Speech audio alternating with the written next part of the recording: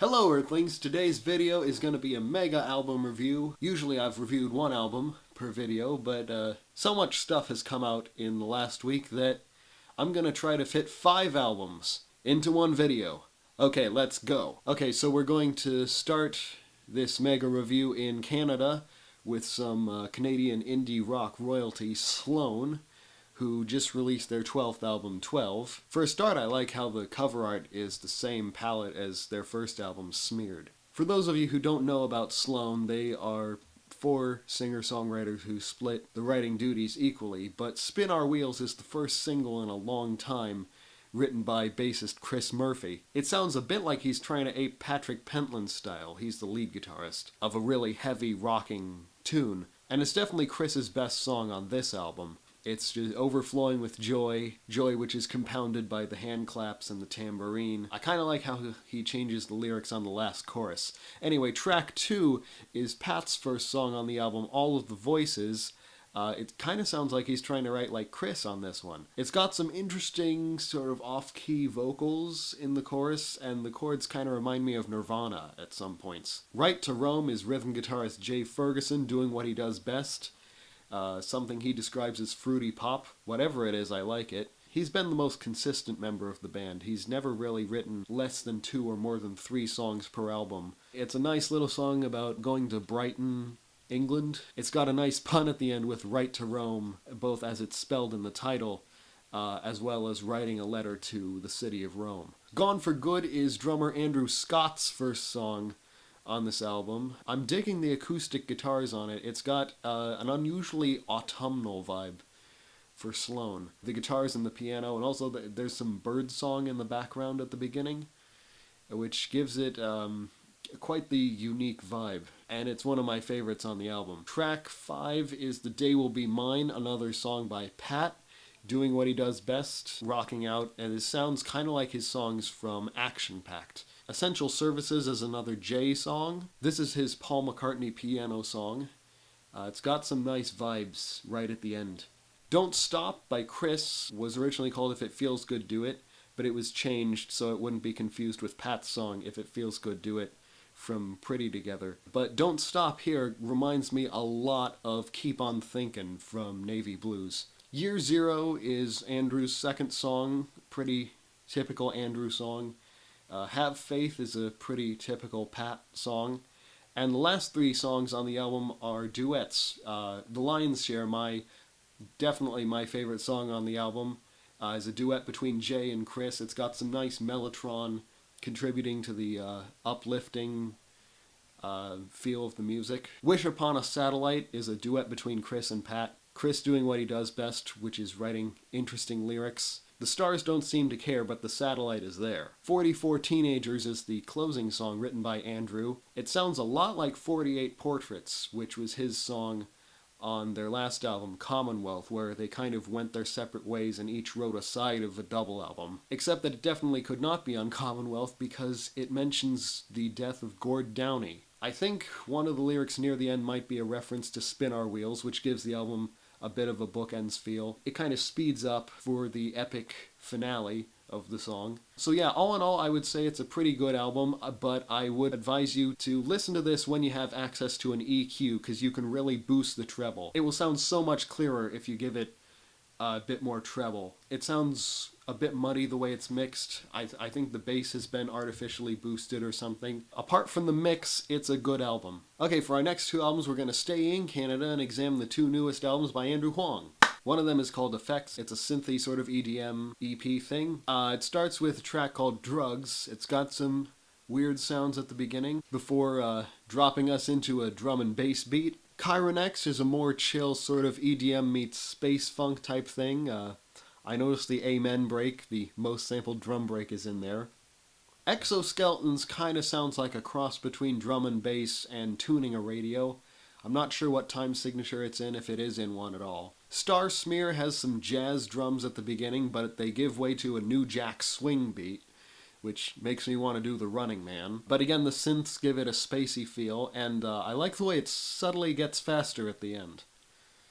throughout the entire second half, it gets progressively faster. Goombas sounds a little bit tribal, a bit like That's Alright by Laura Mvula. Constellation 88, despite its name, is the least spacey track on the album. It's got some low-res drums, and I love just how jittery everything is on that track. Spores is in 7/4, and it sounds, I can describe it in no other way than a haunted merry-go-round in a video game. Chartreuse is a more hip-hop type thing with lots of claps, and the closer, Spirala, consists mainly of this epic, stringy, organ-like synth, and it's a nice, epic but chill way to end it. And Andrew's other EP is a collection of piano ballads called Level 5 Care. So the first one, Chase, he recently made a video where he was trying to get the meowing guitar and synth in the track.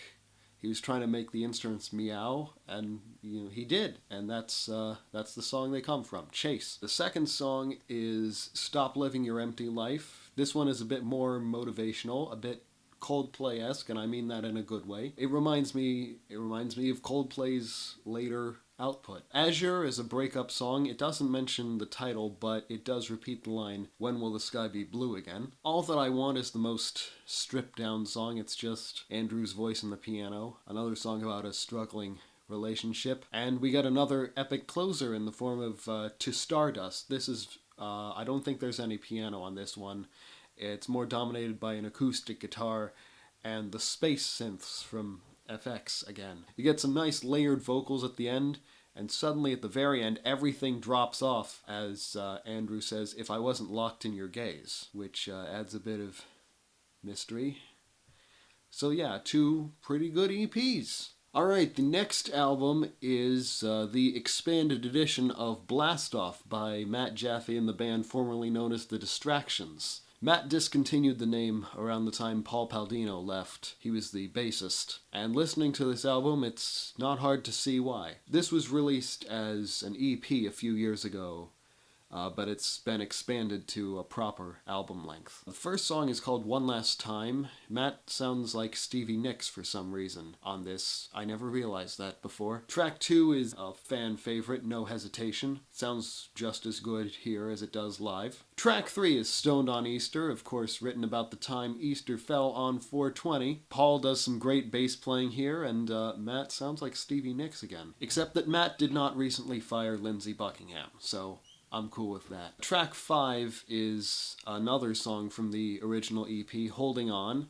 Again, Paul does some really tasty bass fills on this one, and the beginning sounds a lot like Born to Run. The next song is Write a Song About Me, the hi-fi version, which is also on his proper debut album, California's Burning, in its lo-fi form. Overboard is another song where Paul's bass really comes to the fore again. Plastic Tears is one of Matt's rare riff-based songs. Again, lots of Paul bass. Then My Avalanche gives us a bit of room to breathe. It's a bit slower. Shore has some nice chorus guitar, and the last song is the title track. This album is a decent collection of songs. I'm still more looking forward to Matt's proper second album, which is also coming soon. And the final album of this review is a bit older than the other albums. It got released back in March, but it's still pretty new. I mean, it was released on March 23rd. And it is the debut album from another local rock and roll band,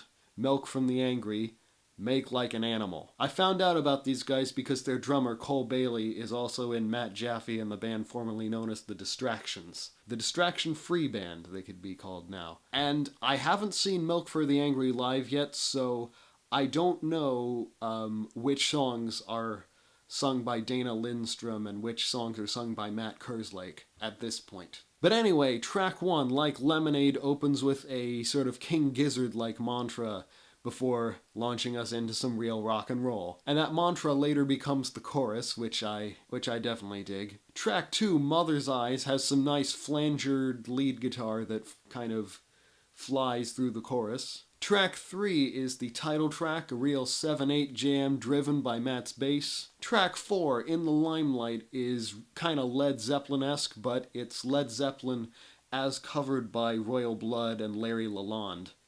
Or possibly Primus covered by Royal Blood and Larry Lalonde. Upside 85 is kind of a poppier song with all the repeated lines. It kind of reminds me, not kind of, it reminds me quite a bit of the Black Lips. Let the Batteries Die is kind of a slower jam. Again, it's more Zeppelin-y, more funky, slightly Battlesy. Fun for Everyone is another Black Lipsy sounding thing. Matt or Dana, whoever is singing this, really sounds like Cole Alexander here. My personal favorite track at this point is Pretty White Lights. It's just got such a great contrast between this whammy and wah-heavy verse where everything is repeatedly pummeling you in the face, and then going into the chorus, which doesn't lose the groove, but is comparatively much softer with Matt and Dana singing in octaves. Terrible News is the most melodic song on the album, whatever that word means. It's got another, like I mentioned with the Sloan album, another Nirvana-like chord progression that really pops out when some of the notes in the guitar solo clash with it, like they're only like a half step apart sometimes. And track 10 is called Baby Blue, and again, Matt or Dana, I don't know which one is singing it, probably